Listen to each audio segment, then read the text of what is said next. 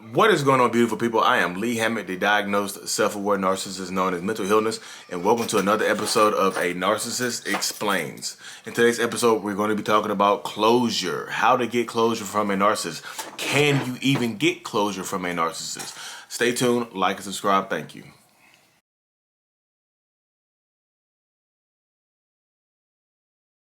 So this person is saying that they never got closure from their narcissist or toxic person. Closure doesn't exist with a narcissist, y'all.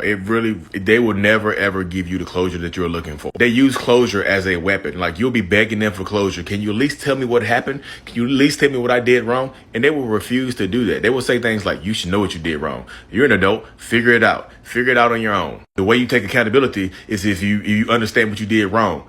And they will not tell you what you've done wrong. They don't want to give you closure, because if they actually did that and close the door on a relationship, that means they couldn't come back to you. They couldn't use you as a backup supply or a backup person just in case the new relationship that they might be in doesn't work out. And on the flip side of things, if a narcissist or toxic person asks you for closure, they don't want to close the relationship up. If you leave them and they ask you for closure, I deserve closure, that means that they're looking for a way to keep the relationship going. They're going to get face to face with you, beg, plead, cry, drool, snot, everything. So y'all, welcome back. So closure. If you couldn't read that TikTok or the text on the screen, it said, this just makes it really hard to get over my abusive relationship with a narcissist. I never got closure or an apology. He just laughed in my face. Yikes. So you see right there, y'all. You see that instance right there. He just laughed in my face, because a narcissist cannot help you get over them in that sense of things right there. I know you're like, well, Lee, you're a narcissist and you're trying to help us get over this stuff. The narcissist that you're dealing with cannot help you get over the abuse or whatever the situation that they put you through, the abusive situation that you were in for a various period of time. So with that being said, like, closure is something you cannot get closure from a narcissist, because it's something that you get for, you have to give yourself closure to close the chapter, to close up the relationship. That's on you. That narcissist, toxic person, or whomever you're dealing with cannot do that for you. They don't have the power to do that. They don't have the ability to do that. They cannot give you what you're looking for in this circumstance right here. They just cannot. And so many people are trying to find closure or reach out to that person after the breakup, or stay lingering on that person and ruminating about that person and things like that. You ruminate because you keep thinking about things you could have changed. You want to know what you have done wrong to that narcissistic person. The only thing one of the only things that you do wrong with the narcissist is being with them. Literally. I know. What do you mean, Lee? To narcissist should be by themselves? What I mean is, being with a narcissist being with them over an extended period of time. They're going to automatically start, looking at you as less and less and less. That's why they go from the love bombing to the devaluation phase to the discard phase. That's how they do it. They start off by putting you on this high pedestal, but it's their pedestal. They can shake it. They can rattle it. They can cut layers off the pedestal until you're no longer standing on it. They can keep chopping the pedestal down until you're no longer standing on the pedestal. You're at eye level. Now they chop you down. So the pedestal is gone. Now they start to chop you down. They take you off of the pedestal. They chop it down. Now they start to chop you down and point out your insecurities. Tell you that nobody else will want you. Tell you that you'll never be good enough for anybody else. Things like that. They start to do that to you. They started to do it to you. Seriously. So in situations like that, then once they start to cut you down, you're beneath eye level. So they can't even see you anymore. They don't. It's like you don't exist to them anymore. They walk past you. There's no more intimacy. There's no more touch. There's no more love. There's nothing going on in the relationship. Y'all are just existing together. You're constantly ignored, but you're staying here wanting to, what can I do? How can I change myself to make this person happy? You can't. You'll keep trying to throw stuff at the wall until something sticks, and nothing sticks. Nothing sticks. It'll hit the wall a little bit and stay there for a few seconds, but that's not sticking. That's just, boop, peel off. You can't, to close this thing up for yourself, you have to come to the realization that there is nothing more that you could have done. You exhausted all your options, which is why a lot of people keep going back, because they feel like they haven't exhausted all options. And sometimes the narcissist won't let you exhaust all options. They won't go to therapy. I'm not going to therapy. Why would I go to therapy? You keep coming back to me. Yeah, you keep accepting me. You keep coming back to me, or you keep accepting me back into your life.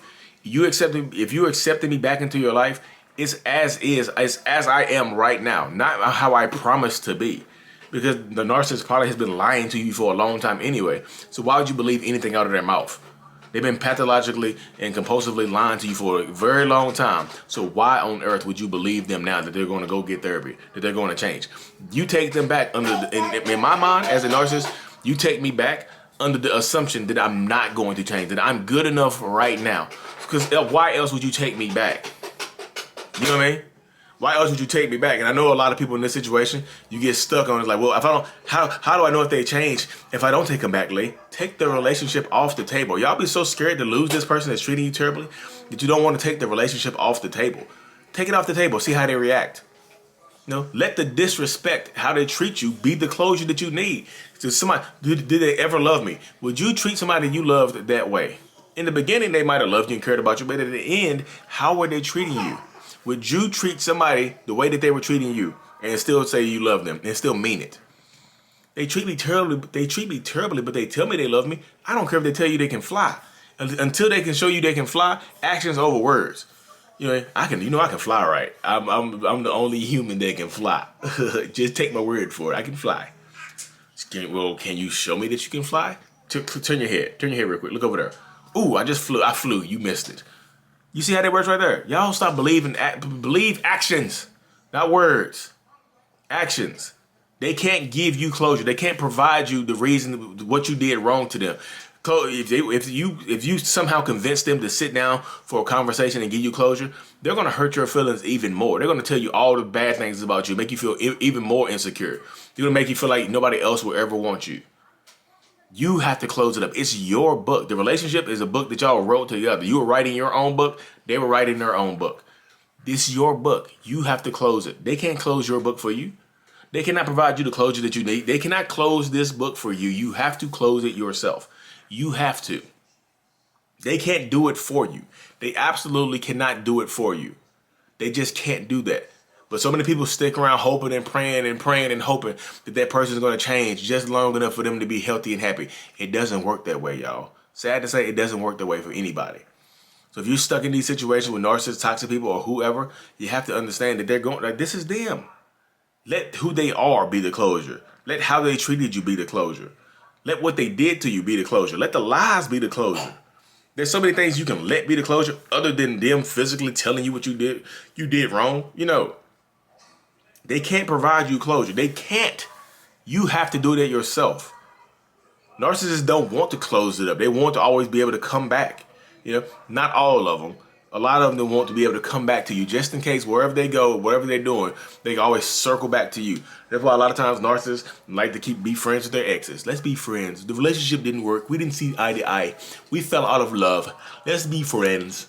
You gonna be friends with somebody that treated you terribly? That's what you want?